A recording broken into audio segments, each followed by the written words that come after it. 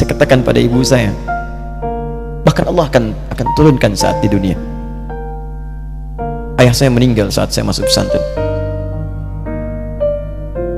dan baiknya saya rasakan luar biasa. Beliau mengajar di musalla kecil dulu, sekarang jadi masjid. Itu saya selalu di bawah. Beliau mengajar, saya tidur. Sekarang gantian, saya mengajar, beliau tidur. Dan kadang dipangku, gendong sampai pulang. Saya pernah sengaja pura-pura tidur untuk ingin tahu apa yang dikerjakan ayah saya di jalan. Jaga betul supaya nggak bangun. Begitu saya disimpan di kasur dan bangun, diajak bercanda. Saya mau masuk pesantren, beliau nggak sempat ngantar. Saya bertemu, beliau menangis, peluk saya, minta maaf nggak bisa ngantar ke pesantren. Saya belum mengerti apapun saat itu. Saya bertekad, insya Allah saya belajar dengan sungguh-sungguh. Sepekan 2 pekan saya dapat panggilan pulang. Saya tanya pada kakak saya yang ikut, sekarang ada di sini, di mana ayah? Beliau nggak jawab. Sampai di Bandung, paman saya, beliau sekarang Sekom MUI Jawa Barat, langsung menyampaikan, nampaknya nggak akan terkejar sampai sana, mungkin sudah dimakamkan. Saya ngerti, paham saat itu bahwa beliau telah wafat. Maka saya pulang. Maghrib saya sampai, saya dapati ibu di ruangan tengah. Saya datangi, saya menahan tangis, tidak menangis sedikit pun untuk membahagiakan ibu saya. Saya datang, saya peluk, saya temani tidurnya. Itu pertemuan saya dengan ayah saya terakhir di mimpi. Saya bermimpi melihat sudah pakai kemeja, tersenyum, mendadahi saya. Sudah. Besoknya saya cari ke kamar, ternyata Allahu Akbar, apa yang selama ini saya pelajari di pesantren, kitabnya sudah ada di kamar semua, sudah disiapkan. Saya menangis saat itu. Saya bawa mushaf. Jadi bapak saya, ayah saya, itu bajunya pun saat wafat dibagikan kepada sahabat-sahabatnya. Bajunya, kitab-kitab ini dibagikan. Ibu saya menunjukkan kemudian ada jam yang nanti nak pakai. Saya bilang, simpanlah. Saya bawa mushaf. Dengan mushaf itu saya duduk di ruangan tengah, saya menghadap ke kiblat dan saya mohon kepada Allah, ya Allah, saya tak punya kemampuan lagi membahagiakan ayah saya saat hidup di dunia, tapi mohon jadikan setiap huruf dalam Al-Quran ini, ya Allah, pahalanya mengalir untuk ayah saya. Begitu saya bacakan saat itu, tak bisa saya berhenti, dan tiba-tiba langsung masuk ayatnya, artinya, posisinya, nomornya, gak pernah berhenti, masuk. Saya bertekad ingin berbuat baik. Puncaknya saya sekolah, ibu, ya Allah, saya ingin berbakti pada ibunda saya. Anda tahu apa yang terjadi? Demi Allah saya katakan, ketika Anda bersabar, ibu saya, bu, pak, itu krisis 97A.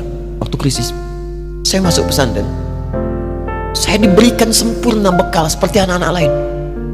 Rupanya ibu saya sudah tanya kepada santi-santi, orang tuanya, berapa bekal Anda kasihkan? Dikasih yang paling tinggi itu dikasihkan pada kami tiap bulan. Saya terima. Satu kali libur saya pulang dari jauh, ibu saya tersenyum melihat sedang timur pakaian lihat saya. Begitu saya tiba, kaget saya. Kok pakaian ibu saya, pakaiannya nggak cocok dipakai gitu. Ini bukan pakaian ibu saya, kayak kain pel lah kalau sekarang. Saya masuk ke rumah, saya kejar, saya buka pakaiannya, lemarinya, saya nggak temukan sedikit pun. Saya kejar kakak saya, dia sudah siapkan makan. Kak perempuan kami yang kedua, mana pakaian ibu saya? Perhatikan jawabannya. Dia menangis saat itu. Dia bilang, mama itu telah menjual semua perhiasan dan pakaiannya untuk pendidikan kamu. Jual. Untuk kita katanya. Jual. Dan bertahan dengan 150.000 per bulan saat krisis. Jadi rupanya ibu saya itu makan nasi sehari cuma sekali. Beliau mengajar. Di berangkat sekolah itu cuma makan pisang, minum kopi, makan nasinya malam. Saya bilang, ya Allah, saya akan ganti baju ibu saya dengan kain ihram dan saya gandeng tangannya di Masjidil Haram. Itu apa yang terjadi? Begitu saya kuliah di Libya, alhamdulillah, saya berangkat, saya mulai mengajar, saya serius belajar. Saat itu kemudian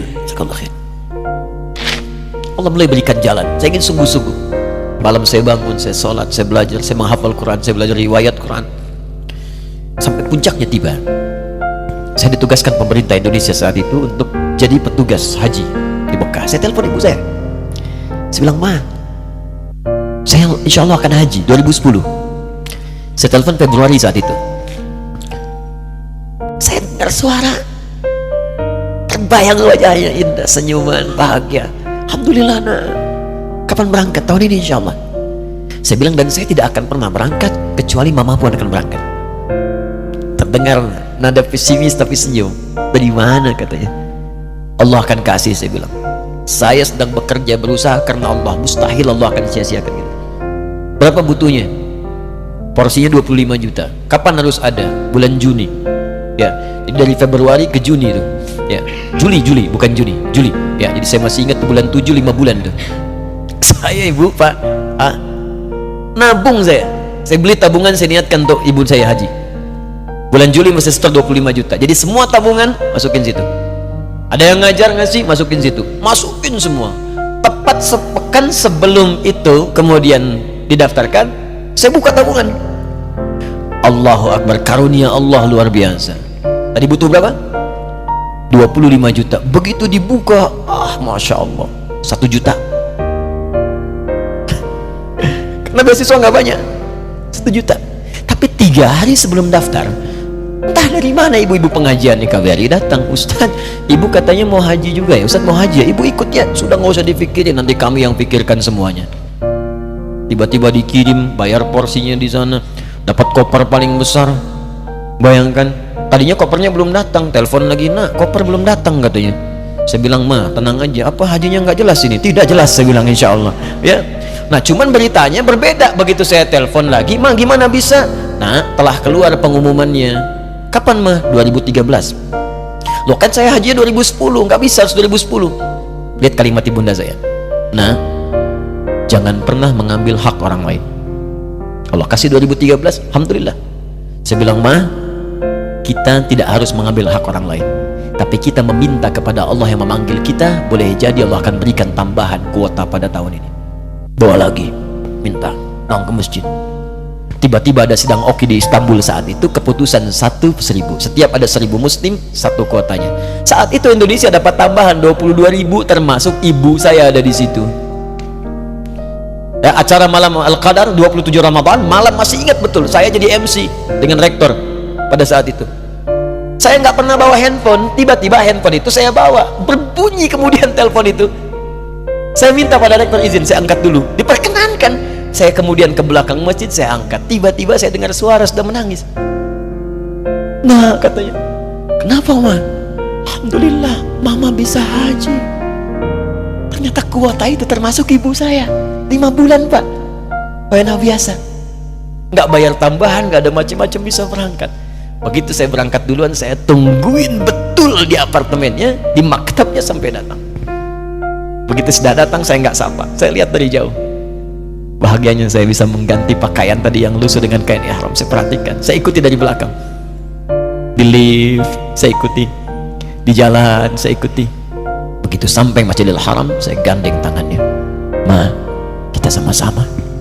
Labbaik Allahumma labbaik, labbaik la syarika lak labbaik. Saya tawaf, saya gandeng ibu saya lindungi supaya dapat kenikmatan dalam tawafnya.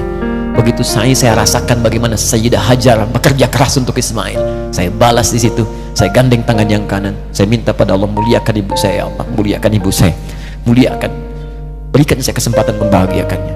Cuman yang kanan digandeng, yang kiri kosong, karena sudah tidak ada. Ketika Anda belajar pun untuk menjadi ulama, Allah akan muliakan Anda. Orang tua Anda akan dapat bagiannya. Yang hafal Quran itu Musa, yang bisa haji bapak ibunya.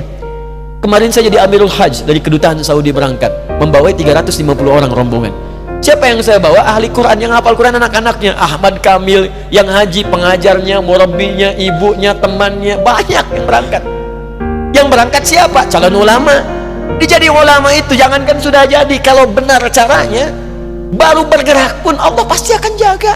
Kalau benar caranya. Di satu pertanyaan tadi, pilih mana orang soleh atau ulama? Jangan pisahkan. Karena jadi ulama itu adalah tingkat tertinggi bagian dari orang saleh. Jadi mesti ada yang jadilah di keluarga. Pilih satu mungkin ahli Quran, dua ahli hadis, yang lain dunia, tapi dunia diniatkan membantu ibadah. Jadi arsitek buat bangun masjid, bangun pesantren, pahala banyak. Insya Allah akan dibuka oleh Allah, insya Allah.